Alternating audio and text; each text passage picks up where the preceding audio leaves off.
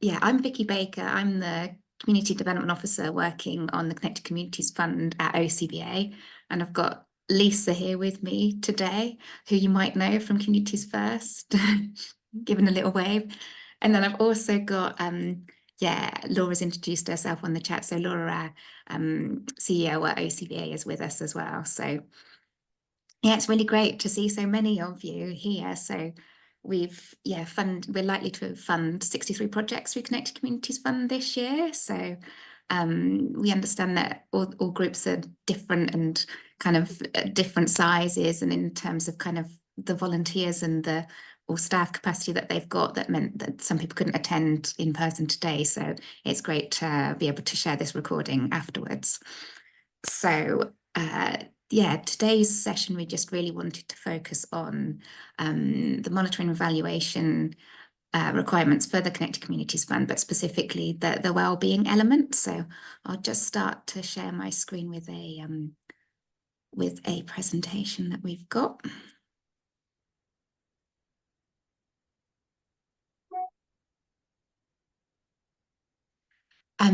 So in terms of the monitoring and evaluation for the Connected Communities Fund, we just really wanted to explain a bit more about the wellbeing element and how to capture the impact of the activities that you're all providing through your groups on the wellbeing of the people taking part. So I'll just tell you a little bit of a background about the Connected Communities Fund and kind of where we were coming from in terms of these wellbeing measures, and a bit of the background to the programme itself. So the Connected Communities Fund, this is now its second year of running, and it was set up to really provide a source of funding to grassroots organisations that were delivering activities in communities for older people and people with additional needs to stay active and to stay connected within their neighbourhoods.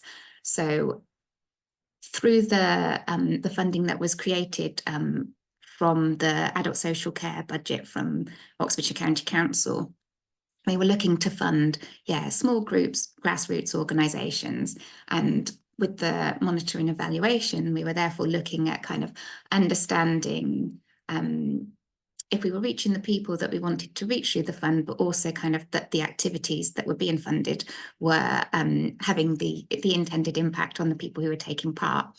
So there were two components to the evaluation and monitoring, and the first one being a demographic questionnaire, which a lot of you will have already seen. So I'd just like to say thank you already, because we've received 132 responses from 9 different groups already to that questionnaire. So that's really great. So that demographic questionnaire just contains some kind of standard questions about the age, gender, the ethnic background of the participants who are taking part in activities. It's got some questions around chronic illness and care responsibilities, as well as living alone, because these were seen as kind of key factors that can put people at risk of social isolation or feelings of loneliness. So those questions were included in that questionnaire just to ensure that we are reaching the people who we're intending to reach through this programme. So the second part of the evaluation and monitoring is this wellbeing measurement, which is obviously trickier to measure, trickier to kind of understand. Wellbeing's very subjective, means different things to different people. So in the first year of the Connected Communities Fund, the recommended measures from the County Council were working with kind of standard measures, so ones that are well accepted, well used, have been used for many projects and programmes of evaluation in lots of settings. So it was the Short Warwick Edinburgh Mental Wellbeing Scale and the UCLA Loneliness Scale. So these measures do tend to be used for more clinical interventions. So it was quite apparent quite early in the programme last year that they weren't really the sort of measures that were going to particularly work well for the types of activities that we were funding, which were more kind of low key. They didn't particularly include referrals from organisations. There wasn't kind of like that clinical approach to kind of some sort of targeted intervention for the people taking part. So those measures were dropped from the initial evaluation requirements for that year. And for this year going forward, we've got a more flexible approach, understanding kind of differences in the activities and the participants themselves, understanding cultural and language differences, and just kind of really trying to balance kind of what's achievable and what's meaningful to all the groups involved. So we have got some suggested questions that have been put forward, which we can talk through on the next slide. So I'll pass over to Lisa here. So we're just going to have a little chat through these as a group. Hi everyone. So while I'm talking, just start to have a look through. So where have these questions come from? Because in the first look, you might not think they are completely applicable to your project, but when you start to unpack, you know, what the benefits or the intentions are of your project, what you're hoping to achieve, or how you're helping to support those that you're working with, you can start to see the crossovers. Now, OCC, Oxfordshire County Council, has many different health initiatives and projects. And in an effort to try and make sense of all the various impacts, they have a matrix of these types of questions. So we've selected these as the most appropriate for the Connected Communities Fund. And what we will ask you to do is just select one for your project, where you're asking your participants, just really it's a multiple choice based on the question. And so as you're sort of reading through, I mean, for instance, the first question, how strongly do you feel you belong to your immediate neighbourhood? Well, this might be more appropriate for a project where building the local community is important, you know, perhaps a community garden, for instance.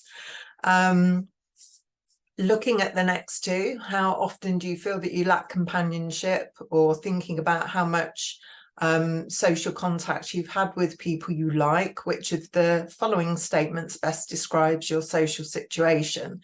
So these two are really looking at combating isolation and creating opportunities for socialization, and you know, social interaction is key. So you know, there's different sort of opportunities in these questions to match with your projects. For instance, if I needed help, there are people who would be there for me. Maybe that would be good for a good neighborhood, good neighbors group, you know. So just have a look through. One example I can give you is I've been speaking to an over 55s group, which has monthly activities, all sorts of fun things that they do to bring people together, build relationships, have fun and overcome loneliness. So they've decided they would like to collect responses to question 3, because they feel that it's the most relevant for their group. And it could also provide them with some insight into the situation of their members. So with all of this, with any sort of the monitoring that we're asking you to do, please don't see it as something that's being done to you that is of actually no benefit to you, but think of how you can use the information. And it could be to better understand your groups, to gain feedback on your activities. Also, as we go on, there's opportunities to use information for your communications and for additional fundraising. So just to caveat this, you know, this is and can be helpful for you. So looking at these questions, has anybody got any ideas where they think a particular question sits with their group, or any challenges about how you don't think it sits with the people you're working with? Tracy. I can't see everyone on my screen, so I apologise if I miss anyone, but I can see Tracy's got a hand up. Any Hi. thoughts, Tracy? Yeah, I just thought, sorry, as I can't stay for the whole thing, that I Yeah. just come in. And for me, the first one really speaks to the current project that I'm working on at Barracks Lane Community Garden, because it's about connecting the local community, but with migrant communities, particularly asylum seekers who are in the area. We're doing a singing and gardening project. So I thought immediately, yeah, I wrote that one down. That really works for me. But then I thought about how would I capture that? Because I can't assume that everyone that I'm working with could fill out a form. Or so I was thinking about, is it something that we could either video or audio record and ask people that question? So that's just sort of thoughts from me, really. That's fabulous, Tracy. You've sped along to the next couple of slides about how to do it, which is brilliant. So you're already starting to think how it's appropriate for your group, and how you can make it meaningful for them, because how people approach this needs to be very specific to those you're working with. So that's really great. Has anybody else got any thoughts on what might be the best question to ask those you're working with? Or any questions about these questions? Hi, Steve. I can see you waving. I'm not sure any of them are particularly relevant to my group at all. Okay. I mean they're interesting, but nothing to do with what we do. What do you do, Steve? I run a rock chorus, a choir. So I just don't see. I mean, it's as much a social group as it is a singing group. But I mean, we are a social group effectively. So all the ones about loneliness aren't particularly relevant. And a lot of people come to it in groups. They bring their friends anyway. Well, I mean, asking those sorts of questions about social contact might help people to identify, maybe those who come by themselves, that actually your singing group is brilliant and they love coming, but maybe they'd like more opportunities, to connect with people.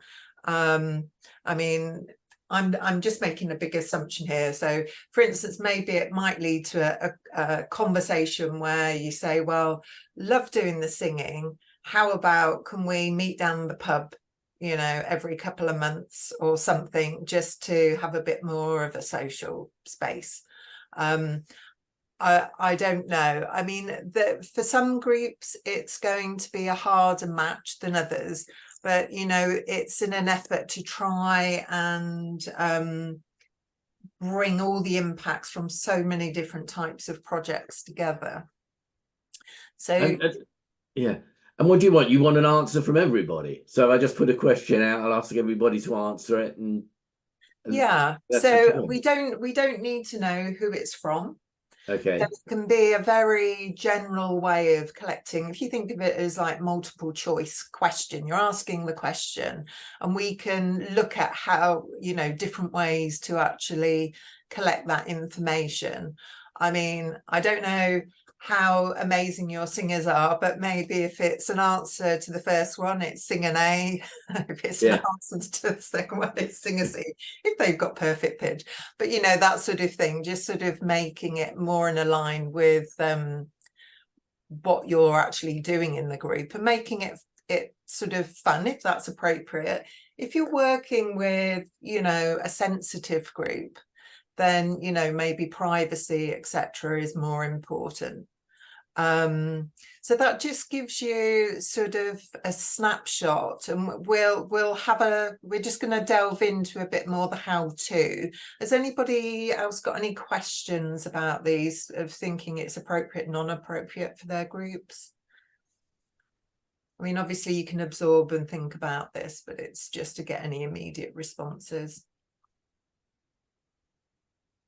Okay, well, I can't see anybody, so maybe we'll move on, Vicky, to the next bit. There are a few hands up, Lisa. Oh, sorry, I can't so there see was them. Karen. Yeah. Hi, so this is Karen. I was going to do the automatic hands up, but I thought it was quicker to do this way. Sorry. And then Catherine was the other lady, I think, who had their hand up. Fabulous. Okay. So we're heavily volunteer drivers, and so we don't see people in groups. Well, unless there's we have a sort of like 5 people all going to Royal Berks at the same time, or whatever. So we, in order to put the questions out, really, what I'd probably, you were talking about ways, but we have lots of individual contacts. The other thing is we're the centre where the handy bus people book for the handy bus, and what we could do is maybe pass these on to the handy bus guys, so when they run their handy bus shopping trips and stuff like that, they can hand them out. That is more of a group. But what we do is take people to all their essential appointments, stay with them whilst they do it, and then come back. And also, more and more, we're taking people to visit people in various hospitals. There's a lot of people who've got dementia and their partner ends up in care, but it's miles away and they have no way of getting there. And that's what we do. So we'll, have regularly take somebody, say, every Thursday, and we'll have different volunteer drivers, and they do tend to have their favourites. So we do have drivers who like some of our customers and vice versa. So it's just that we're trying to get the questions, because, of course, for them, it is an absolute key thing that they get to see their loved ones. Yes. Because we don't really have, particularly with where the medical things are, bus services or anything, and taxis are excruciating expensive for them. So it's just trying to think of, I'll try and think of a few relevant questions, and I'll talk to other people in our group, and then maybe do a card that when we can give to the drivers and say, when you take somebody out, if they haven't done it already, could they fill a card in? Because we have hundreds of people we do this for as well. So that's the other thing. Yeah. Oh, that's brilliant, Karen. That'd be perfect, like a postcard or something. Yeah, because actually, depending on the question you're asking, I know how much people value the service you run and services like you, because it's more than just a lift to the hospital. It's a conversation.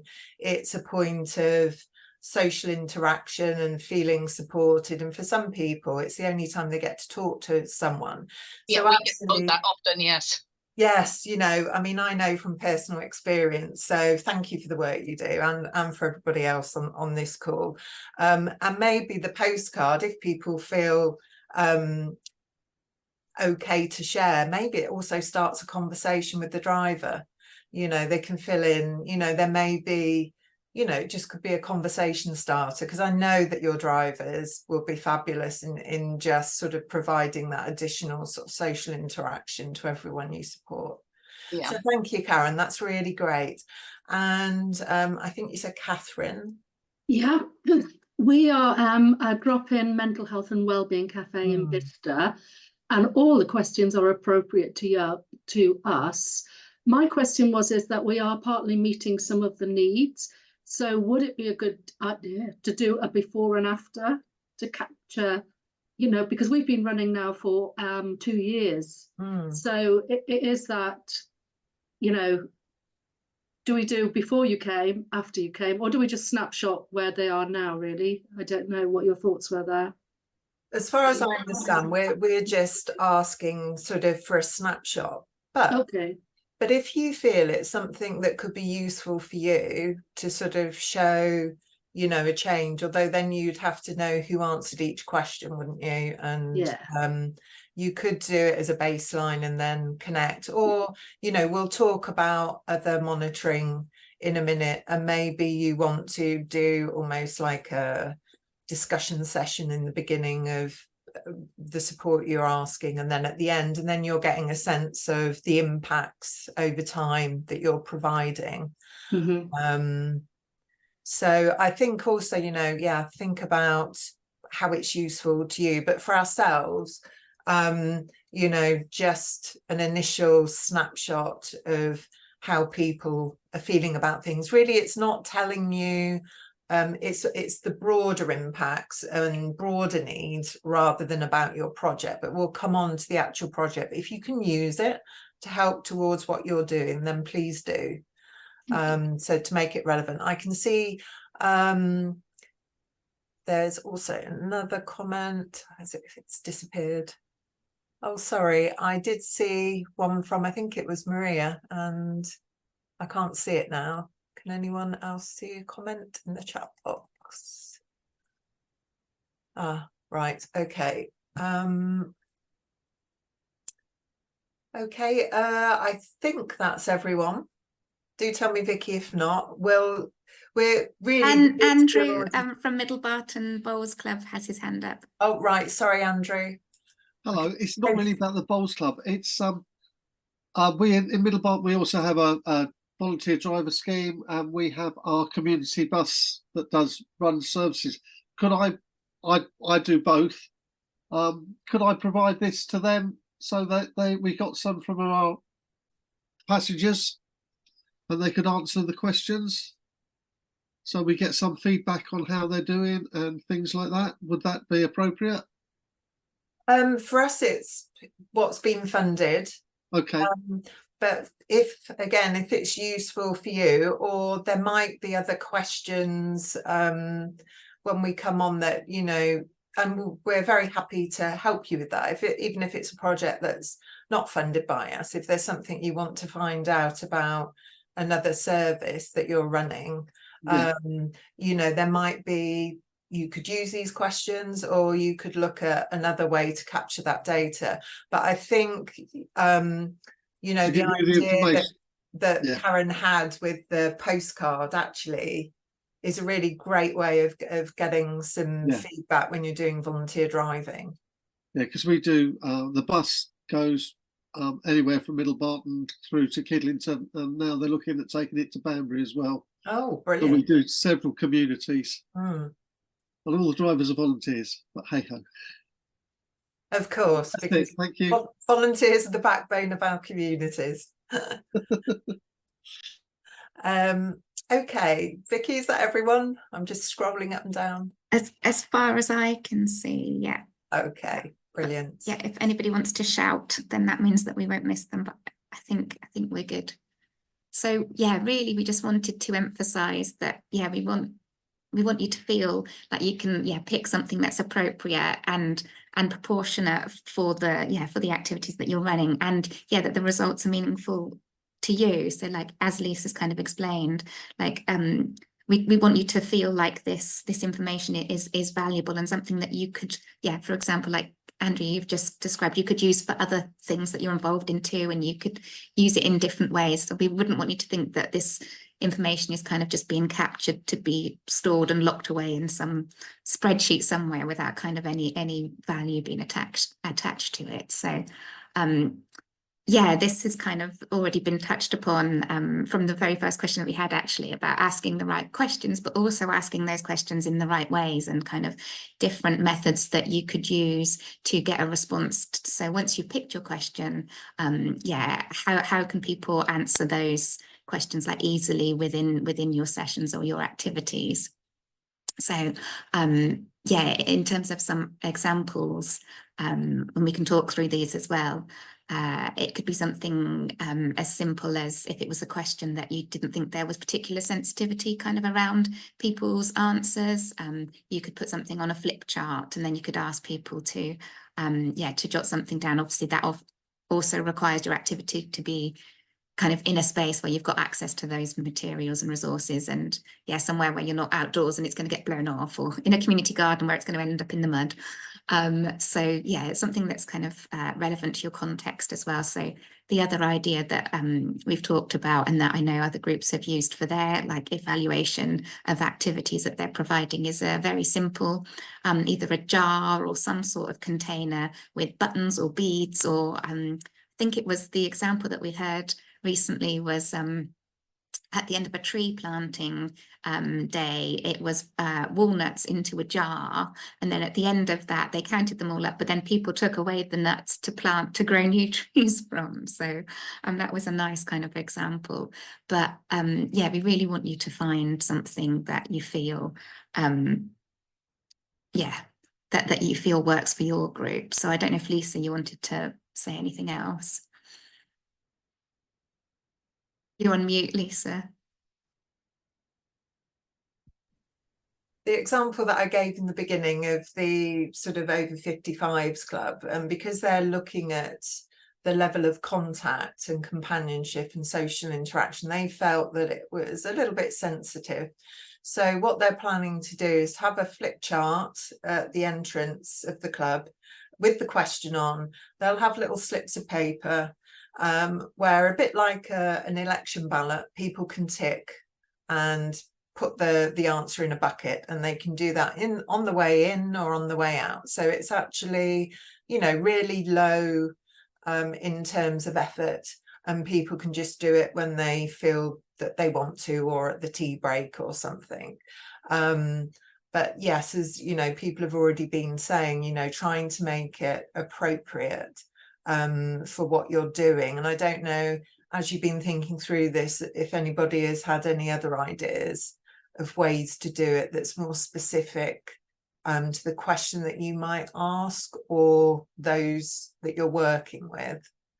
I think the one about language is interesting, and, you know, maybe, as you can see on the slide, the marbles in a glass or something like that might be useful.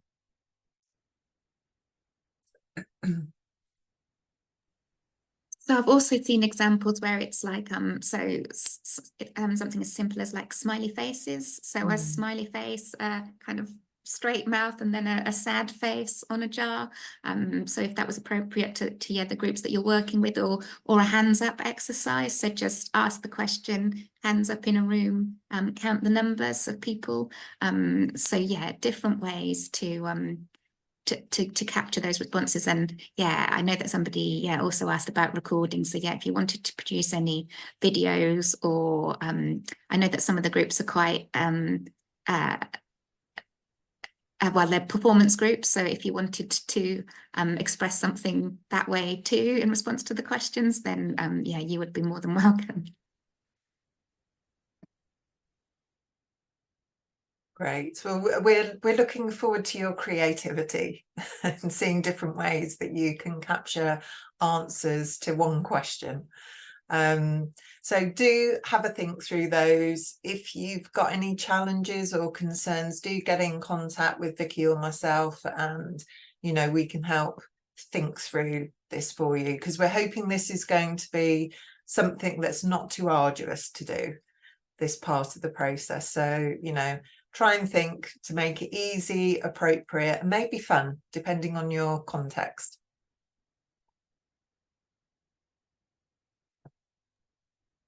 So yeah, so in addition to this wellbeing component as well, we have a final report that we ask all recipients of the funding to complete. So yeah, as we've discussed kind of so far, County Council are not only keen to hear from the organisers of the activity, but yes, those people who are taking part in the activities themselves. So yeah, we're finding this from more and more funders. They want to hear like directly from the people who are benefiting from that funding. So yeah, obviously organisers can provide that overview. And they also have like lots of insight into the impact on not only like attendees, but also volunteers. We know like that the benefits for volunteers of being involved in all the sorts of things that they support. So we'd like you to really feel that you can tell the story. So the questions that we've just kind of focused on just previously, a lot of them will give us some sort of numbers at the end of it. So we'll have some sort of quantitative kind of measure that we can say, like 40% of people said that this activity made them feel better about the day, or something along those lines. Whereas you might want to kind of capture something more in depth about your activities and the effect that they've had on people taking part. So the final report is it's just a series of questions. They're available to complete online through a Google form. But if you'd like that as a Word document or as a PDF, then just let me know and we can send that across to you. So the due date for that is not until September. So that will give us time to collate all those responses before our reporting to county. So I understand that some activities will still be running then. So in terms of kind of a final report, you won't have necessarily finalised kind of the activities that you're running. But just if you can give us kind of a bit of insight into where you are so far, and yeah, the people, well, the highlights and successes of what you've kind of found throughout the programme, any challenges, and then if there's anything else that you'd like us to know, please feel free to use that form to capture any of that more in-depth stuff. So we've recently received a report from a group that was providing an 8-week programme, and they provided some really great insights into what they'd learned from that program, and also kind of how that was going to help them to work going forward. So it was an initial partnership project, 2 groups that hadn't worked together before. So it was great to hear how kind of they'd learned from that relationship and how they could see themselves working together going forward. So we were talking already about a postcard exercise, and these are actually, they're real quotes, but they were all written by me onto the postcards, just as a demonstration of how kind of you might want to capture that feedback. So in terms of this more qualitative, even though it is qualitative, it doesn't have to be extended. So it could still just be kind of 1 sentence kind of comments from people. Sometimes you find that people do want to tell you a lot more. So I mean, if it is appropriate and proportionate, again, in terms of your activity, and you do want to run focus groups, or you do want to have kind of any sort of in-depth chats with the people who are coming along to your sessions, then we would welcome any sort of that feedback too. So this was just an example of some feedback that we'd received from attendees of activities, and we just thought that presenting them on these postcards could be a nice way of displaying that. So these are actually up in our office at the moment on a pin board, which is a nice way of sharing kind of the impact of the Connected Communities Fund and how that's supporting people in their communities, and the activities, the effect that it's having on them. So I don't know if anybody else wanted to kind of jump in and think about how they might want to capture any of this alongside that well-being question. I mean, you may have already done this in other projects or for other evaluation, but the power of the quote is amazing, because it not only tells you about your activities, but also it's great for fundraising, it's great for communications, it's great for really maybe trying to attract more volunteers, so it could be a quote from a volunteer, it could be a quote from a participant or a beneficiary of your activities. So it's sort of how you go about doing that. And just to say, again, it depends on the group. If you're working with a dementia group, for instance, it may not be possible to get much feedback from those who are benefiting from the activities, but don't forget about the carers, because the carers will be noticing those differences of how that person is after the session. And actually the impact on the carer is as beneficial and as important as it is on the person they're caring for. So and likewise for volunteers, really interested to hear about the experience for volunteers in the projects that you're working in.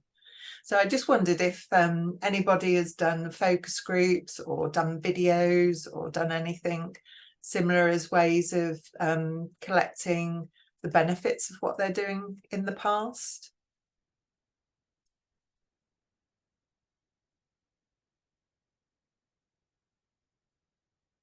No, I don't think so. I can see. And I guess Rana, you've got your hand up. Hopefully I've pronounced that correctly.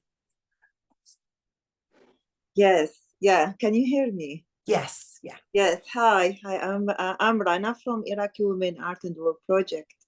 Yeah, actually, we as an artist, because I lead on art exhibition and food as well, so we do collect through art a lot of you know, messages or feedback from the participant I'm working with.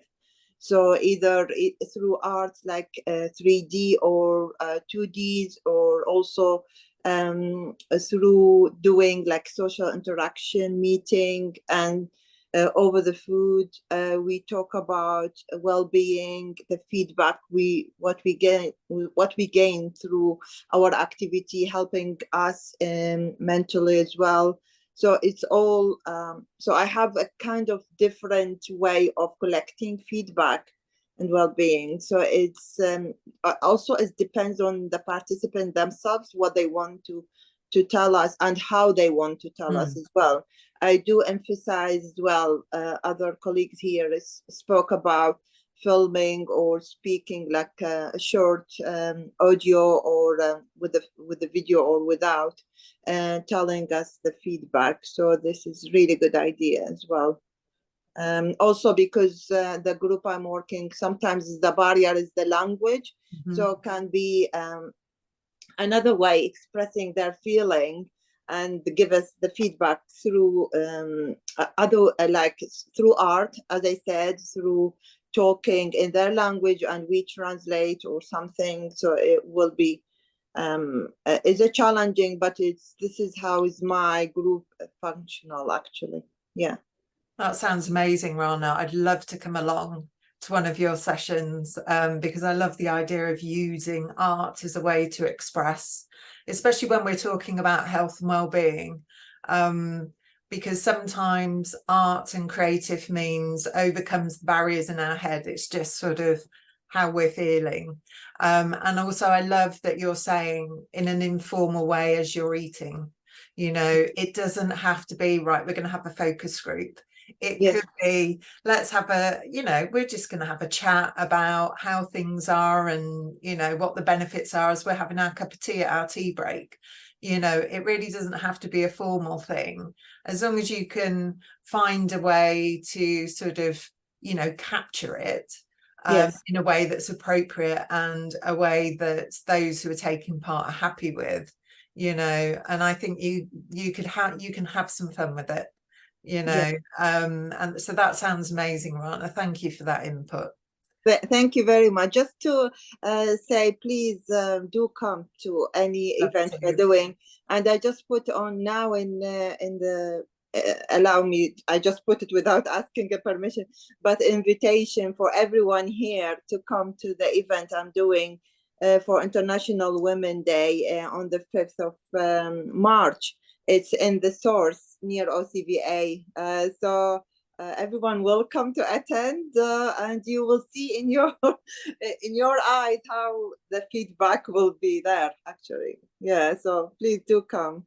Oh, thank you so much. Thank you. And just to say, we will be you know, trying to get round and visit, you know, a fair few projects this year to really understand better your experience of how the funding has helped you, the benefits to the participants, but also, you know, as groups and organisations who are so important to the community, you know, if there's any challenges out there, because we do want to advocate on your behalf.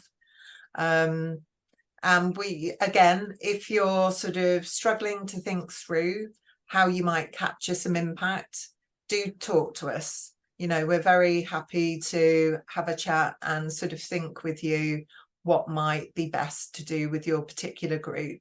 But again, try not to make it too arduous and just fit it into, you know, your normal activities. I can see a hand up. Sorry, I don't know. All I can see your name is as Miss. So Yes. Yeah. Sorry, it's Marie from Waste to Taste. Hello, everyone. I'm just wondering, is there a set format that this has to be done in, or can we be creative with that as well?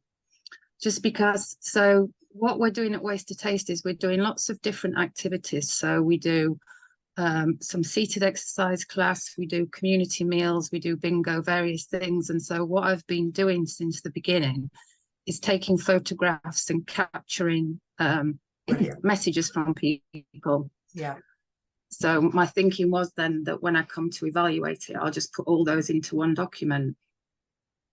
Does that work? That's great. I mean, photos are amazing, and we love photos because a picture tells a million words. I mean, there is a form, but you can use that to sort of the report form's not too much, but you can use what you've captured and put in the quotes. Do send us some photos where people are happy to share pictures of themselves. It's great for your communications, it's great for ours. And this part of the reporting, although the statistical data is really important, the stories, the real what we would call qualitative information, what the difference it's made to people really is about the work that you do and what this fund really wants to achieve. So we're really looking forward to hearing, and what you're saying sounds amazing. It brightens our day when we find out about the projects that you're doing and the impact you're having on the people you're helping. Honestly, it really does make everything worthwhile. So yeah, really looking forward to hearing from you. And I was just gonna, I've just flicked through the slides because this kind of again is covered in our slides. So it's great that everybody's kind of already thinking along those lines. So just in terms of how the data is presented and used, we at the moment we report monthly throughout the programme to the County Council. So that's kind of more of just a very brief update about where we are in terms of the number of groups that have been in touch, the amount of groups that we funded, where the funding's gone to. But what we're also doing is we're producing short articles for our website that we share, and also through social media. So we if we've been on a visit or if we've had an update via email from a group, we tend to put something together as a story to just really highlight that. So one of the things that we were really keen to do throughout the programme was to bring to life the projects, to really, because like you could look at the end of the programme and you could flick through the report and you could have lots of kind of data and statistics, but really that's kind of not really capturing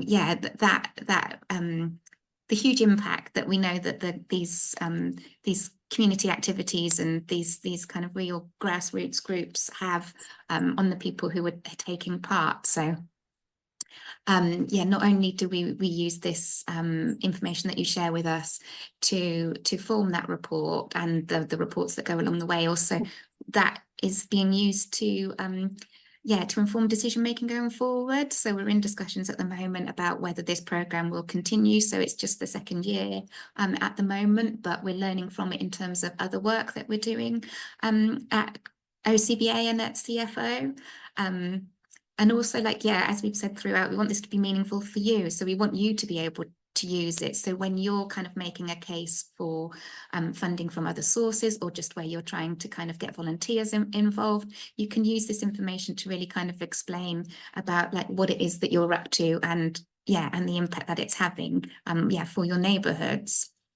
So talking about bringing things to life, what we really wanted to do with our end of programme report was to capture kind of that demographic data, display that, so that we were reassuring our funders that we are reaching the groups that the funding was intended to support, that we are getting a spread across the county.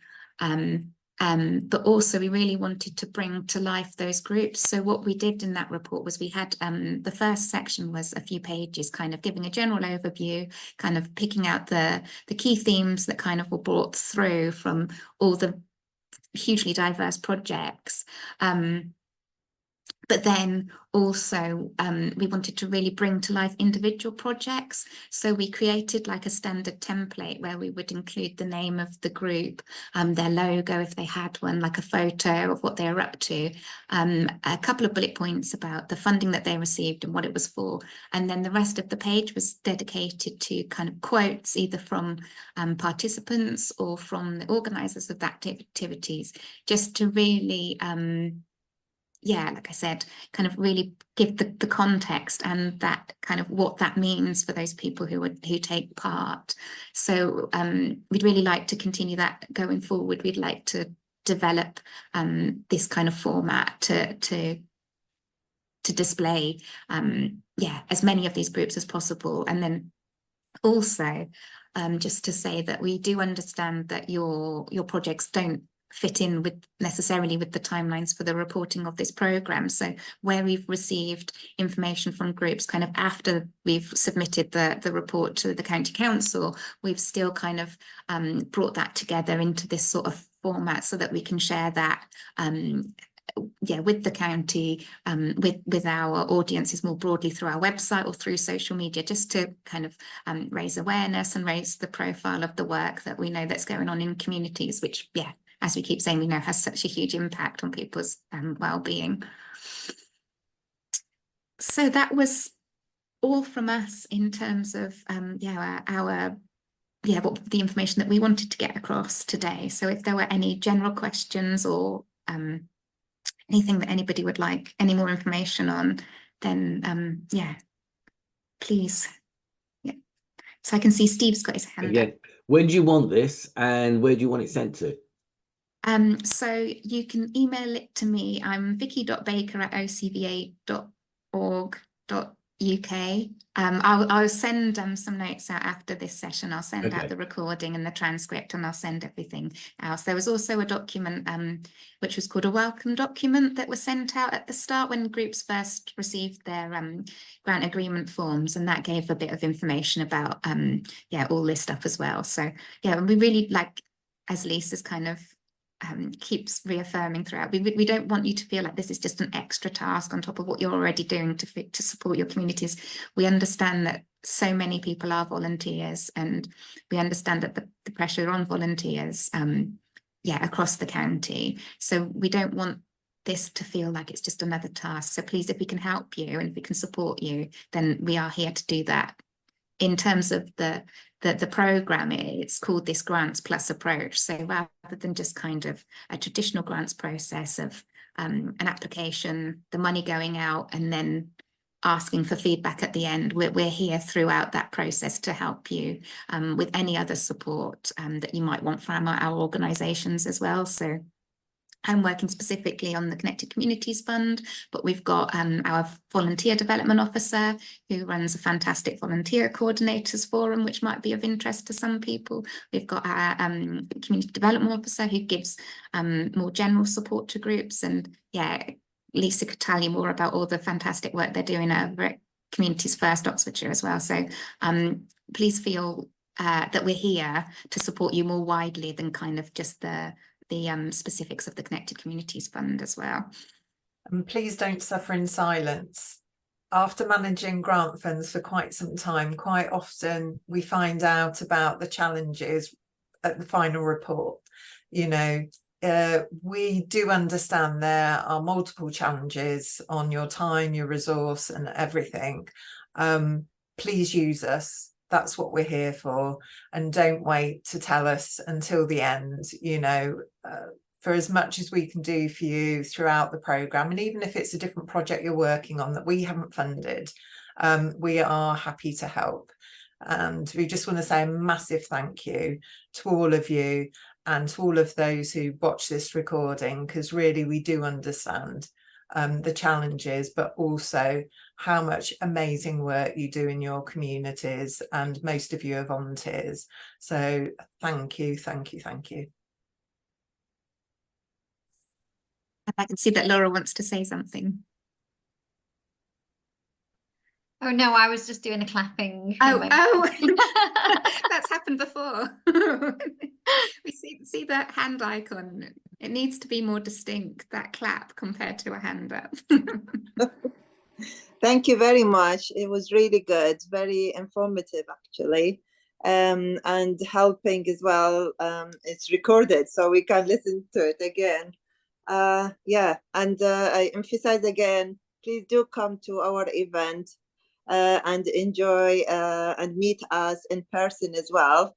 Hopefully to see you all. And thank you very much for CFO for their funding. Otherwise, we will not be able to do any event without your help. Thank you.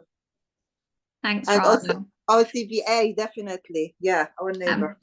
And actually, I haven't got my hand up, but I was just going to jump in, Vicky, and say we have had a request from Oxfordshire County Council. Actually, at the moment, they're doing a wider piece of work about what the impact of them focusing on doing more development work with communities has been. And so they did contact us to ask if there were any organisations who might be available during the week commencing the 4th of March for some of the people using their services to engage with some focus groups around that.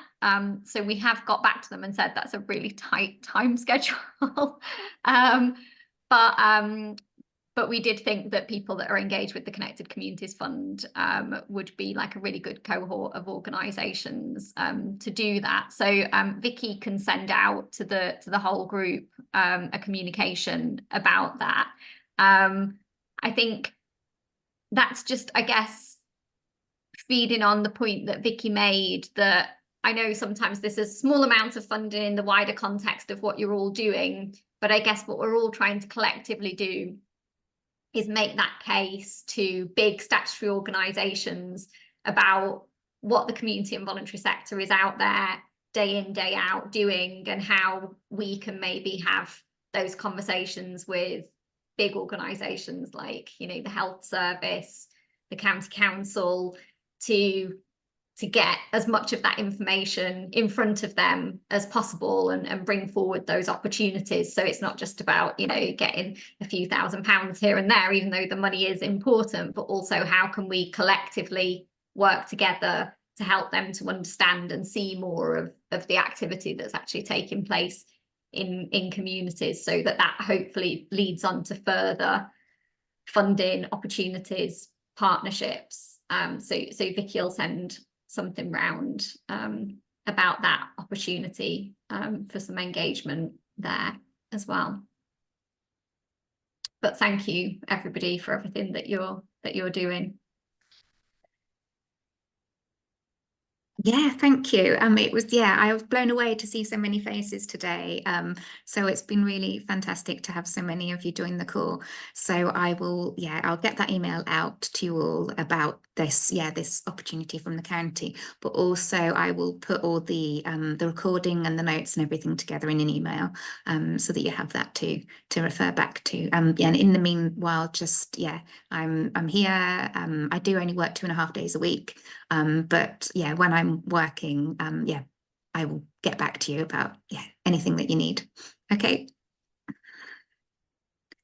So thank you. Thank you. Thank you.